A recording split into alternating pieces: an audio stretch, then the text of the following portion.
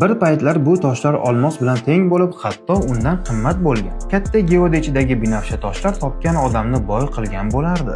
Lekin 19-asrda bu holat o'zgardi. Bu toshlar qimmatbaho hisoblanmay qoldi. Bu toshlar ametistlar. Ametistlar shaffof katta binafsha rangli kvarts toshlari. Qadimda olmoslarni chiroyli kesishni bilishmagan. Shuning uchun ular ko'pincha xira va go'zal ko'rinmas edi. Ametistga esa oson ishlov berilib va juda ham chiroyli ko'rinardi. Ular tog' jinsilaridagi bo'shliqlarda hosil bo'ladi. Bu bo'shliqlar geoda deyiladi. Ichidagi kremniy devorlarga tushib kvarts hosil qiladi va ozroq temir tufayli binafsha rangga kiradi.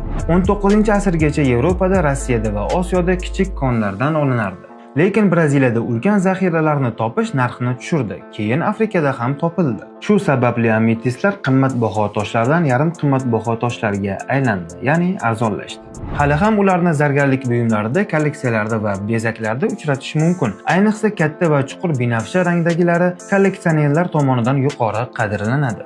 Rangi tiniq va tekisroq bo'lsa, narxi shunga yarasha baland bo'ladi. Ma'lumot yoqqan bo'lsa, albatta obuna bo'ling va videoni do'stlaringizga jo'natib qo'ying.